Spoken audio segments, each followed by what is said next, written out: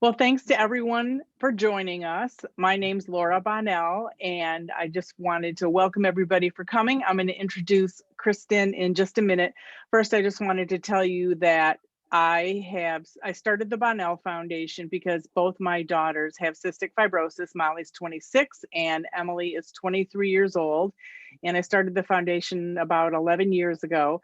And the Bonnell Foundation Living with Cystic Fibrosis helps families with lung transplant grants, financial assistance, and college scholarships. And we also have a couple things coming up in May because it's Cystic Fibrosis Awareness Month. We have a CF Awareness Film Festival that you can enter something you shot on your phone May 1st through the 21st. And we also have a resolution that is celebrating CF Awareness Month. And of course, if you are here and you have a rare disease and not CF, it's all good. We are happy to have everyone because self-care is for everybody. Just wanted to let you know that this meeting is recorded. And if you have any questions, just put them in the Q&A box. And if you want to, share where you're from, you can put that in the chat. So I would like to introduce Kristen Reese, who I've known for a number of years, and you are wonderful. So thanks for doing this for us. Kristen is a parent and project outreach and engagement coordinator at the Center for Health Equity Practice at the Michigan Public Health Institute. She also supports and actively engages patients, parents, and family members as invested stakeholders throughout all aspects of the MPHI's work, ensuring that patient and family member expertise and experience are represented in project activities, goals, and objectives. So great to have you.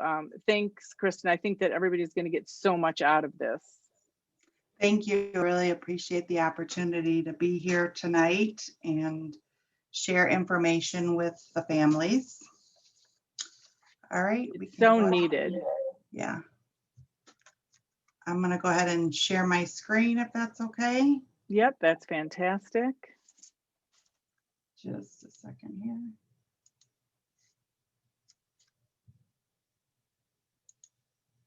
And it's not letting me share my screen.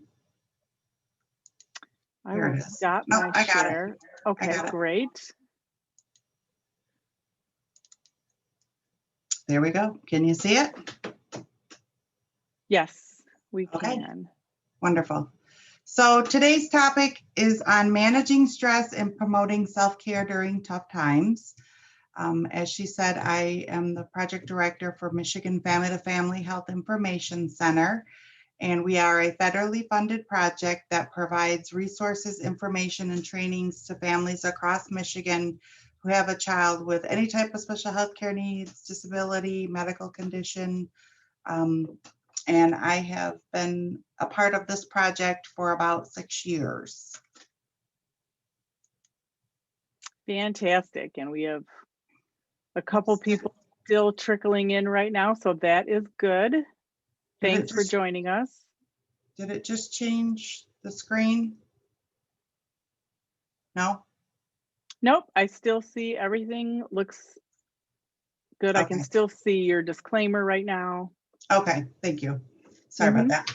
I just want to add a quick disclaimer. I am not a mental health professional. I am the parent of a child that has special health care needs. I have a daughter who is 22, was diagnosed with a condition called Rett syndrome when she was 3 years old. And my role is to really help share, facilitate discussion on this topic of managing stress and self-care during tough times. And my purpose is to share my experiences and provide some additional tools and resources. The resources that I do share are not endorsed by our organization and or funders. And we do have to say that you use them at your own discretion.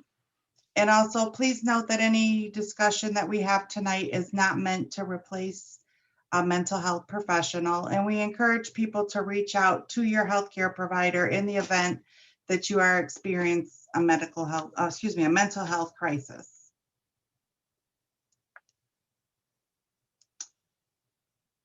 So in addition to being a parent that has special health care needs, I think all of us have experienced a lot of additional stress during this past year. I think that's a little bit of an understatement. There's been school closings, people have lost their jobs, changed to working at home. Obviously, a lot of us have the concern about getting sick or our child getting sick. And just managing our typical day-to-day activities can feel overwhelming. So I know me personally, my anxiety has been really high during this time. And it was to the point that it was keeping me from sleeping and waking me up in the middle of the night, which led to me not getting enough sleep, which made me feel worse. So it was kind of a vicious cycle, right? So it's really important to step back and think about what are our brains doing during this time. Basically, what they're trying to do is remind us not to forget about something that we perceive as a threat. And this really makes sense from an adaptive point of view, because being alert to danger can ultimately keep us alive. But this worrying keeps us in a constant state of fight or flight, and it's really exhausting. The fight or flight response is responsible for the outward physical reactions most people associate with stress, including increased heart rate, heightened senses, deeper intake of oxygen, and that rush of adrenaline. And finally, a hormone called cortisol is released, which helps restore the energy lost in the response. So when the stressful event is over, cortisol levels fall and the body kind of returns to its resting state. But when chronic stress is experienced, the body makes more cortisol than it has a chance to release. And this is when that can kind of lead to trouble, right? High levels of cortisol can impair the brain's ability to function properly. So according to several studies, chronic stress impairs brain function in multiple ways. It can disrupt synapse regulation, resulting in the loss of sociability and avoidance of interaction with others. Stress can actually kill brain cells and even reduce the size of the brain. Chronic stress has a shrinking effect on the prefrontal cortex, the area of the brain responsible for memory and learning. So chronic stress doesn't just lead to impaired cognitive function. It can also lead to significant health problems, such as an increased risk of heart disease, high blood pressure, and things like diabetes. Other systems of the body can stop working properly too, including the digestive and reproductive structures.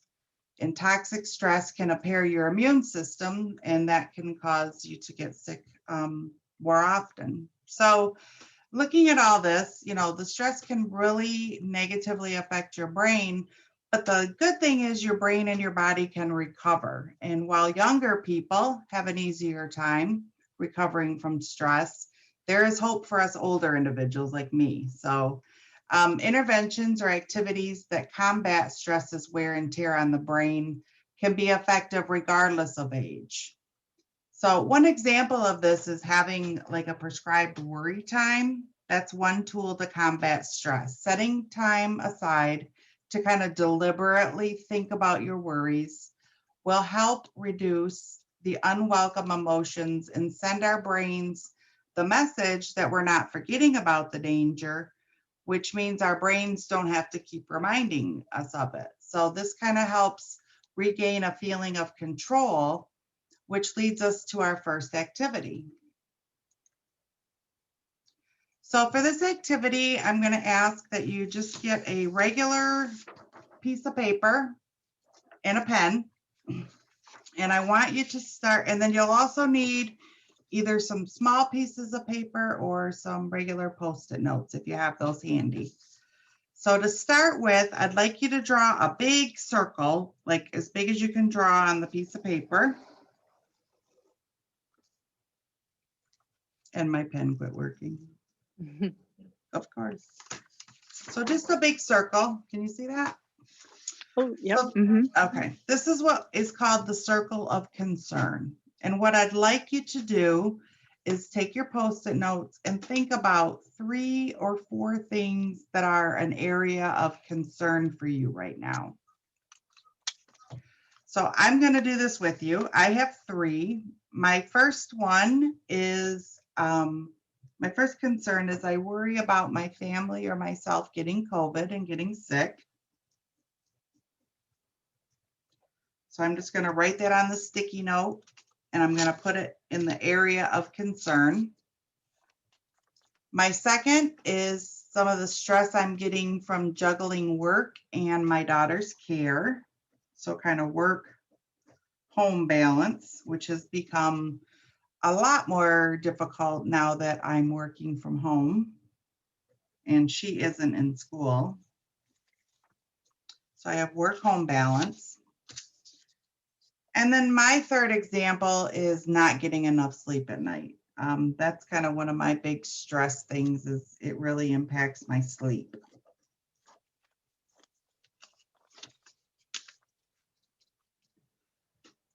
So hopefully you have at least 2 to 4 different things that you can think of, examples, and you put those in the circle of concern. And then once you've done that, I'd like you to draw a smaller circle, say about the size of an orange, in the middle of your piece of paper. This is called the circle of control. These are the things that you have control over. So I'd like you to look at your sticky notes and think about, do I have control over these things? So in looking at my concerns, do I have control over these things? The first one was getting sick from COVID. Yeah, probably really don't have control over that, right? And work-home balance, you know, I can't stop working. I have my daughter here to care for, so I don't really have a choice with that one either. And the third one, sleeping, obviously, if I could control that, I would do so. I'd just tell myself to go to sleep, right? Right. So, you know, I have that anxiety and I have trouble sleeping. So, you know, maybe I do have a little control there. You know, I can kind of do some things to control my anxiety. I can reach out and talk to a therapist or talk with my doctor. I can set a bedtime and stick with it. It would take some discipline and work, but I guess I kind of do have control. So I'm going to take my sleep one and I'm going to move that into the circle of control because I do have control over that. So I'd like you to do the same thing with yours. Take a look at them. Think about, do you have control over that concern? And I'd like you to take any of them that you do have control and move them into the middle circle, your circle of control.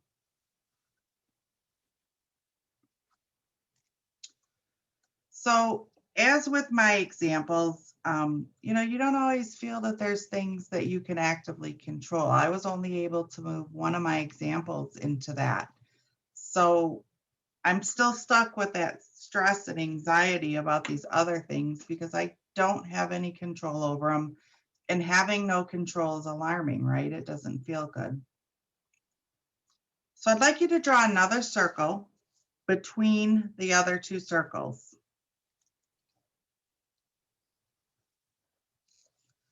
This is called the circle of influence. Now I'd like you to look at your things on your Post-it note and think about, maybe you don't have control over them, but can you influence them? So in looking at my examples, can I influence any of my areas of concern? Getting COVID? Well, you know, I might not be able to control that, but I can influence it some, right? I can make sure that I'm wearing a mask when I have to go out. I can get the vaccine. I can avoid gatherings and people who aren't social distancing. So I may not control it, but I can influence it. So I'm going to move that into my circle of influence.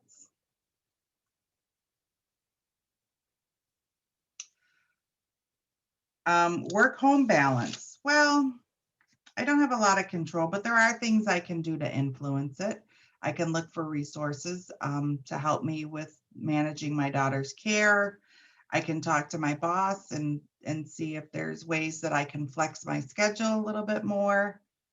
So I'm going to move that one actually into my circle of influence as well. So your choices can influence things. It may not be control and it's not 100%, but there are things you can do to influence the outcome.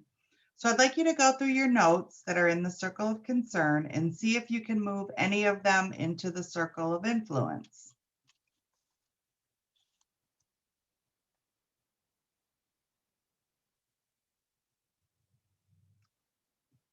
So as you do this, you may find there are action items that you can do to influence those things within your circle of concern. And again, it isn't full control, but it helps make things more manageable. And when you have action items to address an issue or concern, you really regain some of that feeling of control over your issue, and it helps you manage problems that you encounter. So this activity can be done as an individual, you can do it as a couple or a family.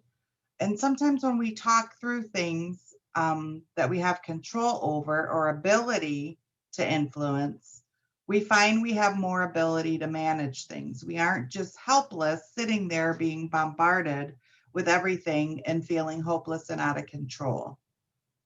I like the visual part of it too. I think looking at it helps. Do you agree? Oh yeah. Oh yeah. I'm a very visual person and I think, and so what do you do with these things that maybe are left outside of your control and influence, right? It's not that they're going to go away, but how much energy do you devote to things that you have no influence or control over, right?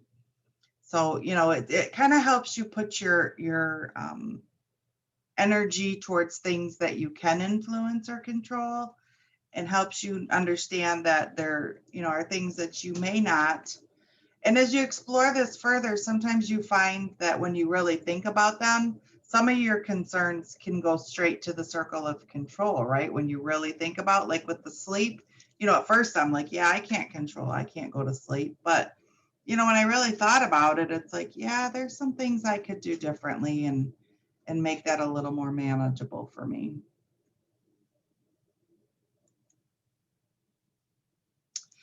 So that takes us to self-care, right? Um, so what is self-care and how does this play a role in managing stress? I was an English major, so I really like definitions. You'll see that today. I found this definition of self-care and I really liked it because it really said a lot to me about that kind of action language. So the definition is self-care includes any intentional actions that you take to care for your physical, mental, spiritual, and emotional health. So we talked about this already. We're all experiencing a lot of additional stress right now, on top of stress we may have already had in our lives. So stress comes from all different directions. It comes from parenting, work, relationships, family. It includes things like health and finances. And then when you add a pandemic on top, it's kind of the perfect recipe for stress soup, right? So one of the problems with stress is that you often become somewhat acclimated to it. I have found that the more stress that I experience, the more accustomed you kind of are to having that stress. But like we talked about, it affects your body, it affects your brain, and we feel it. So we can't and won't function at our best when we have chronic stress impacting our brains. So we really need to find ways to lessen stress's impact on our lives. And that's where self-care comes in. Remember the definition, intentional acts to take care of your well-being. And this includes physical, mental, spiritual, and emotional ways. I don't think you can just address one of those and ignore the other. So I think one thing that's really important to know is that self-care is a very personal thing. It may not look the same from one person to the next. So a lot of people think about self-care as being those big things like vacations or spa visits or yoga. But it really can also be very small acts, such as calling a friend, finding something to laugh at every day or taking a moment to appreciate and enjoy a beautiful sunset. So we all do different things for self-care, and that's okay. There is no one size fits all. So even the activity we just did, that could be considered self-care, right? Because it really kind of helped us to manage our emotions and our feelings. It's a tool that you can use to manage areas of concern, excuse me, that may be impacting your life and causing worry and stress. So what happens if we don't take care of ourselves? We talked about impacts on our brain and our body. We get forgetful, we get depressed, we get sick easier, more susceptible to illness like heart disease and diabetes. And one effect is definitely experiencing caregiver burnout. So what are some examples? Again, I'm going to share another definition. WebMD defines burnout as a state of physical, emotional, and mental exhaustion that may be accompanied from a change in attitude from positive and caring to negative and unconcerned. So wow, right? That's a lot. Some of the symptoms of burnout include feeling hopeless, experiencing mood swings, getting upset by things easily, insomnia, feeling exhausted all the time or wanting to sleep more, having memory problems or mental fatigue. And you may even resent, caregiving tasks, having to do things for your children or spouse or friends. So it can really affect your ability to function, put your own health at risk, and make it a lot harder to meet the demands in your life.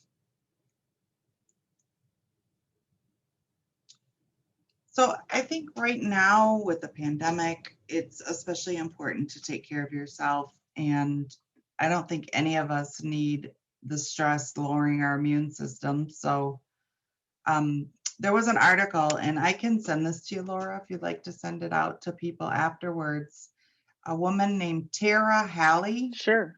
who was a science journalist, public speaker, and author, wrote a piece called Your Surge Capacity is Depleted, and it's why you feel awful. So in it, she wrote, in the early months, I, along with most of the rest of the country, was using surge capacity to operate.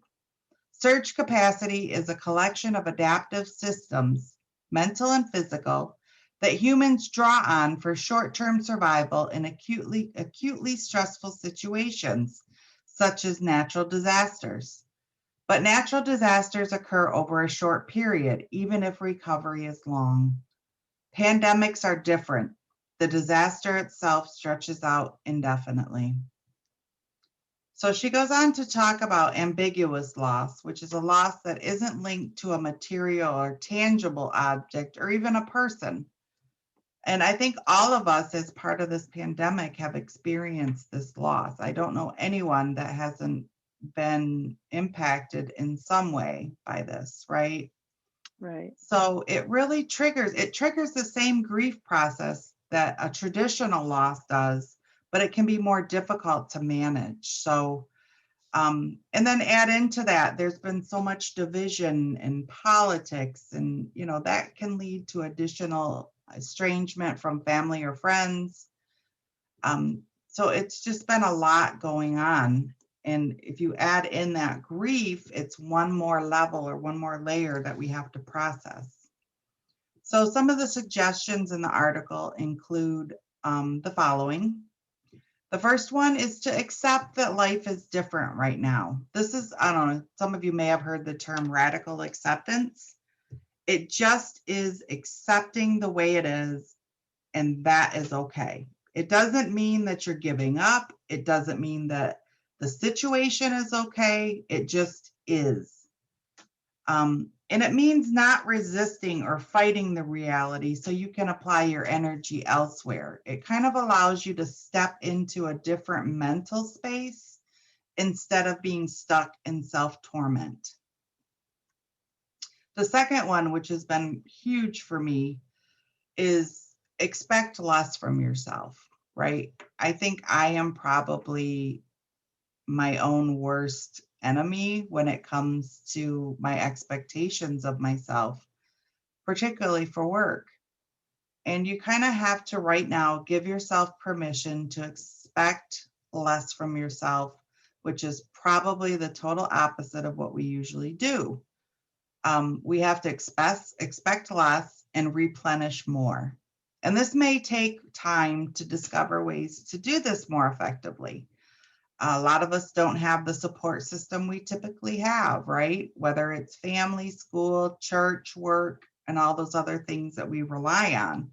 So we need to recognize that we are grieving multiple losses while managing a lot of uncertainty, and we cannot operate at full capacity with all that going on. And lastly, look for activities, new and old, that continue to fulfill you. I think one of the ironies of this time is that many of the things you think of as traditional self-care activities are pretty much impossible.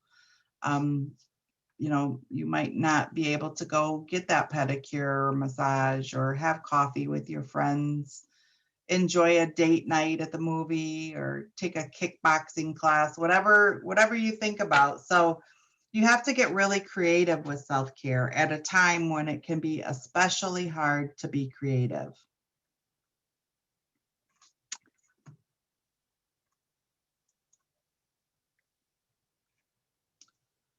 So I kind of found myself in the same space as the person who wrote that article. I think that's why it resonated so much with me. I was totally fine the first few months of the pandemic. And then instead of things getting easier, I really felt like life was getting harder. I couldn't focus. I was having a really hard time getting motivated for work. I was extra tired, probably because I wasn't sleeping, and I was just depleted. So, as someone who has struggled in the past with anxiety and depression, I kind of recognized, hey, you got to get some help here. So, luckily, I was able to go through my company's employee assistance program and set up some telehealth therapy. So I only ended up having 3 or 4 sessions, but that was really what I needed at that time to help me figure out what I was struggling with. So one of the things that, oops, sorry about that. One of the things that really helped me was the idea of filling my bucket. And it kind of goes along with the quote that I have on the slide. It says, rest and self-care are so important. When you take time to replenish your spirit, it allows you to serve others from the overflow. You cannot serve from an empty vessel. So one of the problems that I was experiencing is my bucket was empty, right? I didn't even have enough to take care of myself and function well, let alone to care for someone like my daughter. So one of the things the therapist and I talked about was this idea of refilling my bucket. So one of the things that was especially hard for me, as I mentioned, was sleeping. I had a lot of anxiety at night. That was when I tended to have a lot of those really worrisome thoughts pop up, and it really impacted my ability to go to sleep. So the therapist and I talked about how I could manage this difficult time of the day. Well, part of the problem was all the things that made me feel better and kind of got me into a better place were not really accessible at 10 o'clock at night. So she asked me what things kind of helped me feel better. And I told her, like, FaceTiming with my grandbabies or talking to close friends. I was really missing that human connection with people. And she said something to me that really made sense, and I'm going to share it with you all. And she explained to me that if I did these things throughout the day when I was able to, I would be filling my bucket during the day. So when it came time at night when I was experiencing, a more stressful, more difficult time, I would not be as depleted emotionally or mentally.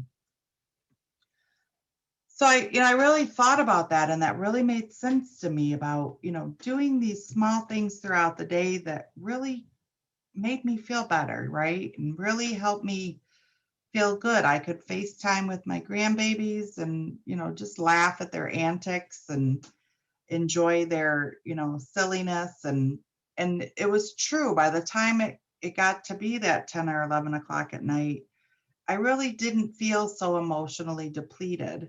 And I was much better placed to kind of manage those feelings and not feel so overwhelmed and drained. Um, Basically because my bucket was full of good things that sustained me. So when you think about framing it this way, what are some things that you can do to fill your bucket, right? We talked about traditional self-cares activities may not be what you're able to do. So, sit down and make a list of things that will help you fill your bucket. So, for me, like I said, FaceTiming, getting outdoors, especially now that the sun's out, the weather's supposed to be getting warmer. Not sure about the Hope last couple so. days, right? Right. But just, getting outside for 15 minutes of sunshine, right? That gives you that good vitamin D, um, different, whatever makes you happy, right? It doesn't have to cost money. It doesn't have to be necessarily anything complicated. I think physical activity is especially good. Many of us aren't moving and getting the kind of exercise we're used to. And even in a pandemic, right? You can take a walk, you can put on some fun music and dance. Nobody's watching. So being very intentional about these activities will improve your mind, body, and overall health.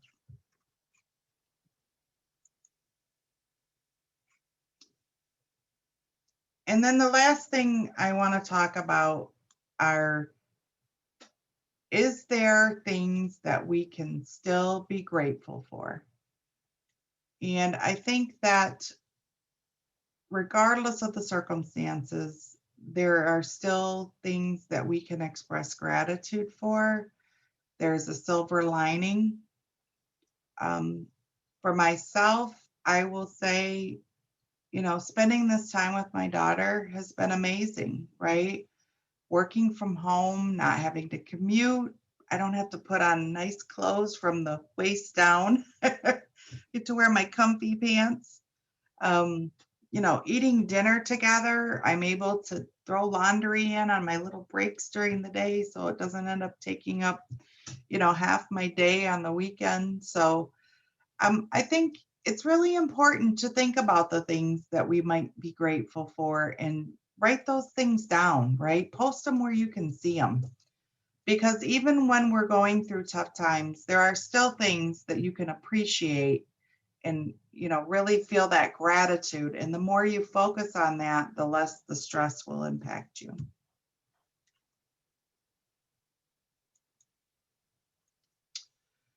Just a couple of quick resources. Michigan Family to Family, like I said, where I work, we have a website that has a lot of different resources available for families to check out. We have a resource repository. You can go in and look for different resources. Of course, Laura, you mentioned this in the beginning, your foundation.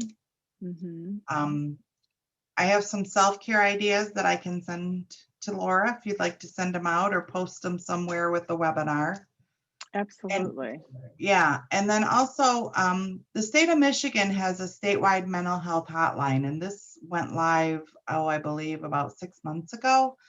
And they actually call it a warm line. So it's supposed to connect individuals with like a certified peer support specialist who has lived experience in behavioral health issues, trauma, or personal crises, and they're trained to support and empower the callers. So it's open 7 days a week from 10 in the morning to 2 a.m., and that number is on the screen. And then Laura, you mentioned the disease clinic social worker. I don't know if you can elaborate a little bit on that. At the CF clinics, the cystic fibrosis clinics, the social worker does have contact and can help you with any questions that you have or information that you need. So that is very helpful as well. It sounds like a really good resource for people. And of course, as I said in the beginning, don't be ashamed or hesitant if you need professional help. It's there for a reason. There should be no question that if you're at that point that you reach out and get yourself help so you can be in a better place to get through the day. And actually, if you stop sharing, Kristen, I'm going to send out a poll and hopefully everyone can respond to it. Here we go. All right, so let's try this. Hopefully you can respond to this poll. If not, let's see.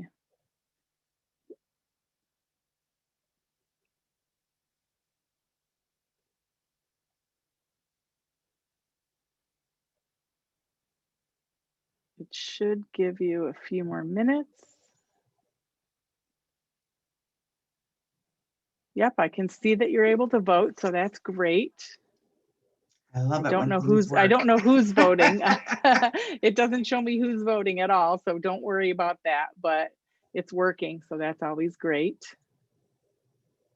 We'll let it go about 10 more seconds.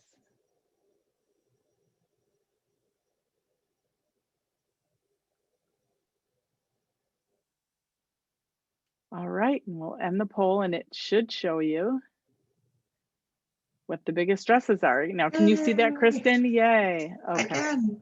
Good, so everyone should be able to see this. So your biggest stress in the rare disease, the biggest stress is doing daily treatments, and then dealing with your child is your second stressor. Sounds about right. Yes. All right. And that is. I'm going to share real quick again, if that's okay. Absolutely. Yep. I'm going to share my, oops, it's going to let me. Can you see my screen again? Yes. And I also have your poll about during the past few months about self-care, if you want me to do that poll. No, I don't think so. I just wanted to share my contact information with people. Okay. If they, want to get help finding resources or information, we're happy to help with that. They can call me directly or email me at the information on the screen.